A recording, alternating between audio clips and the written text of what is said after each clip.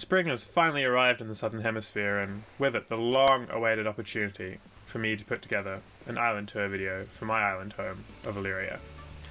Now, this island was me and my girlfriend Marina's lockdown project. We worked on it from about launch through till June, but only now that the weather's changed have I decided that it would be a good time to put together a video. We wanted to go for quite a natural feel on the island. As you can tell, there's a lot of water features, a lot of gnarly cliffs and secret passageways. And we also wanted to give the impression that maybe another civilization had lived on this island before it was settled by our Animal Crossing friends. You'll notice a lot of kind of ruined stone walls and other potentially ruined things throughout the village.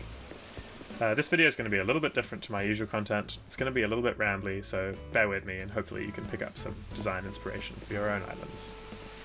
Starting from the town square with all the shops, it's been nestled in amongst some cliffs with plenty of waterfalls around it. It makes the island feel a little bit bigger than it is by making sure that the high ground comes far to the front, but in an unobtrusive way as possible. Got a delightful custom Voidwatch emblem flag that Marina put together. And overlooking the town square is the museum. Again, this ruined motif coming through, lots of stone walls. I think the fossils really help make the area feel extra old, and the wooden Easter eggs serving as pseudo-dinosaur eggs. It looks amazing at night.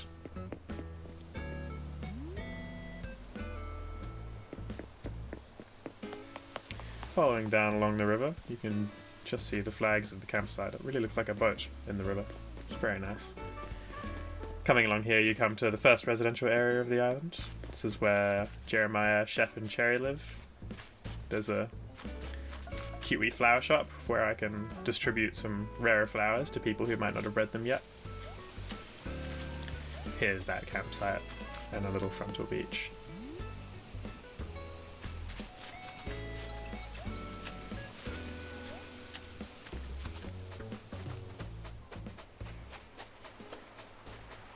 Heading back down here, we have the jetty with some emergency fuel supplies just in case any boats who stop here need a bit of a refuel, and our very special glass-bottomed pier, perfect for looking out for those elusive fish.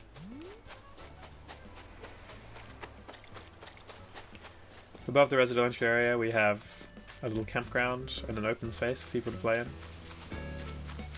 Following up the beach is a little sunset party area.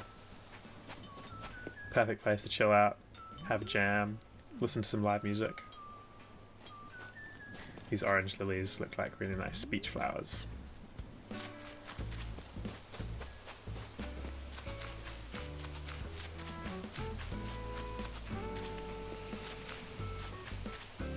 The waterfalls have been made with extra care to make sure that every area feels pretty magical. Here is Amelia's house. A little sneak peek of what's to come later on the tour. And up the top we have Genji's house and the only pine tree area of the island. One of the best things about our very compact island design, and I have to give a lot of credit to Marina for this, is how well connected everything is. You can just hop over here, over a little stepping stone, up into this flower-filled ridge with a great view of Marina's place on a little island. We'll be coming back to that later.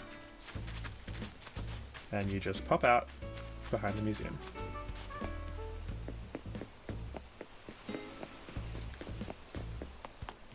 Next we're gonna head back down to the other way from the entrance. This area with lots of broken cliffs. These were the closest approximation I could come up with to columns, but made it feel like the land had been eroded a bit, while still being natural.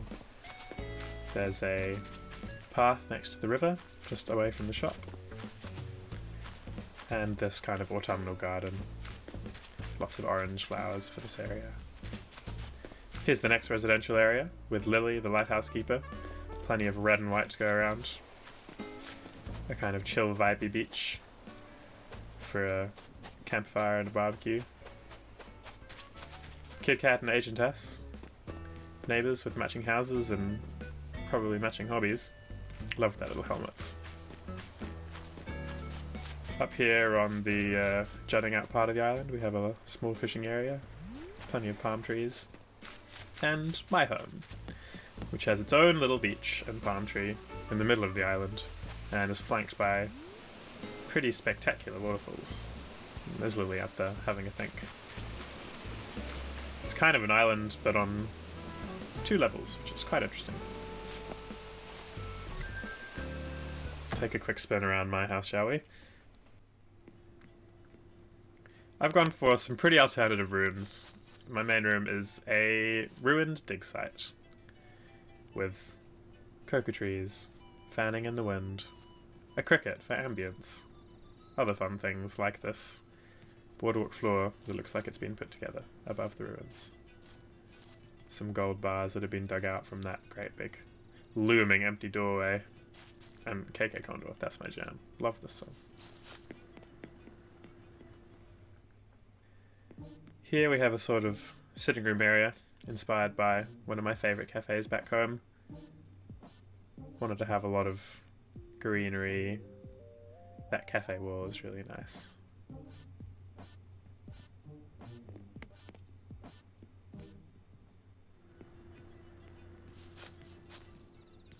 Across here we have the room that's themed the same way my original house was. It is the fish room, with all of my favourite fish, and lots of other fish memorabilia. There's another fishing competition tomorrow, so maybe I'll be able to snag another trophy.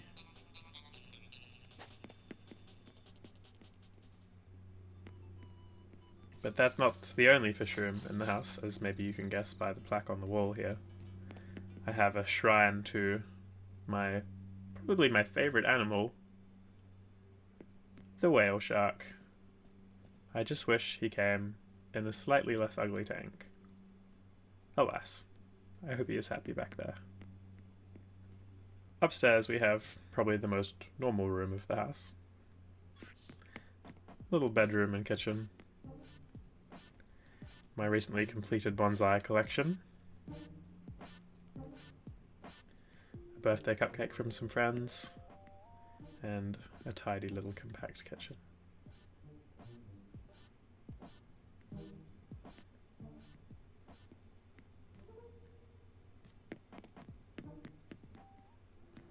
Downstairs we have yet another quite strange room, inspired heavily by that one scene from Blade Runner 2049, where the girl builds a forest. Thanks to all this technology. I'm sure the year 2020 has really made us wish we had that kind of potential inside our homes.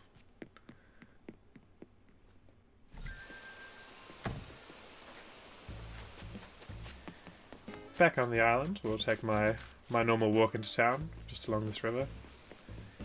Brings us to another little central area. We have 2 Japanese-style houses. This is where Dobie and Coco live. Coco runs this tidy little restaurant area next to her house. It's also where you can access our orchard, which was, as you can imagine, a pivotal money-making area at the start of the game. These irrigation channels drain into the pond below. We have a manual water dispenser as well. Down these steps you come across back to the town plaza, and I'll use this opportunity to take the secret exit from the town plaza.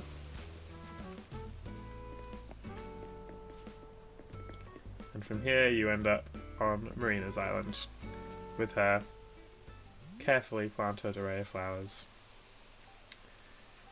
Marina unfortunately had to return to her home in the Northern Hemisphere in June, so she hasn't been able to see her house for quite some time. I hope she can watch the video and remember how it was, and maybe you saw the mailbox there flashing full. There are the many things that I have left for her there.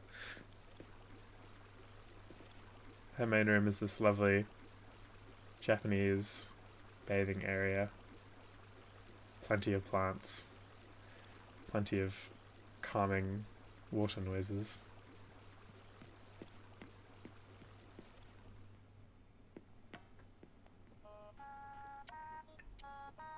This room is the tea prep room, I think.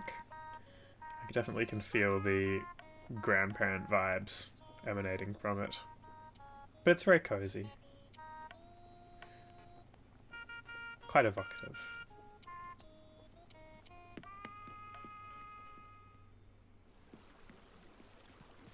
Across the way, we have her bathroom, I believe.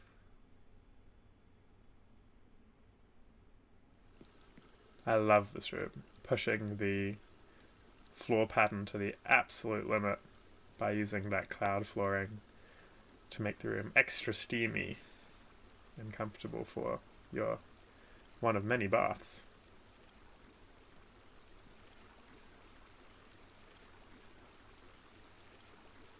Very densely packed, but all very consistent.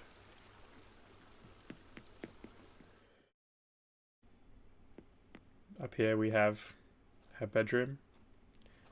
I really like the sandy floor in this area. It makes the room feel incredibly zen. I think it would be very calming to sleep in here, although you would potentially get sand in your bed.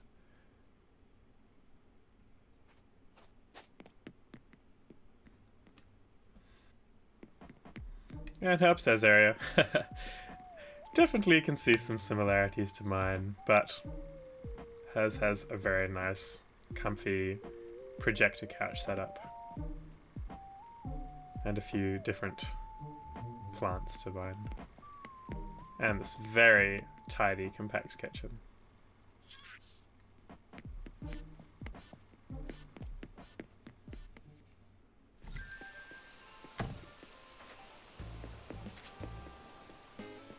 Another detail around Marina's house is her secret access to the secret beach.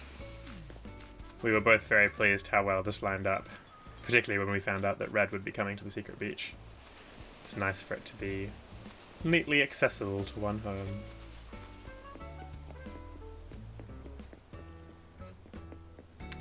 Following on through this other secret path, we get to our little bamboo grove. Be careful, there are tigers about. Another hidden bathhouse, just in a little nook. I think the use of terrain here is really nice. Having a third layer, even in the middle of the island, allows things to be a lot more real. It feels like there's a lot more land. We're not too close to the sea at any one time. Coming back up here behind the two traditional Japanese houses, we have our Japanese bamboo grove just above the other bamboo grove, with lots of flowers and very Japanese-inspired decorations. Lots of lanterns. You can see that even these have the little woodwatch emblem on them. Through here, one of our most difficult terraforming challenges was this small seating area. Originally it was meant to have some sort of imperial bed used as a pagoda on it, but it was very hard to fit such a small part of land, yet having a bridge attaching to it. But we managed to squeeze it in.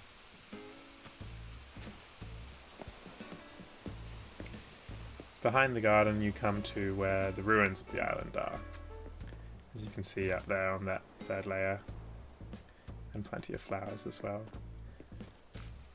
Who knows what was once here? Some old houses, a little castle, but now they are properly ruins. But there is a nice picnic area, so people do still come up here. And this connects over the secret beach back to where Genji's house was.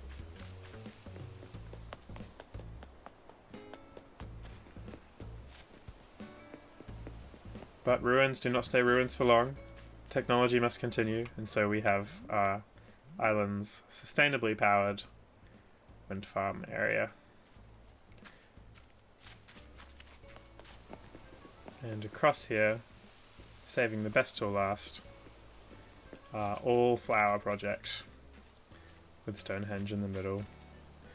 We spent a very long time assembling this colour wheel, but we have all the flowers here.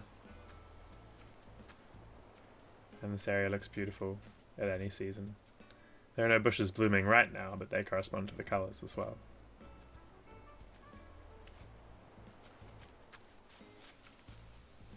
And I'll just finish by walking slowly through my favourite area of the island.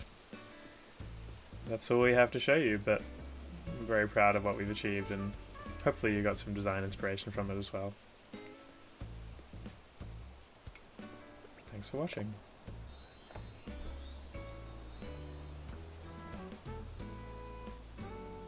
And hopefully you'll be able to glean some design and oh my god, he's got fleas! Shap!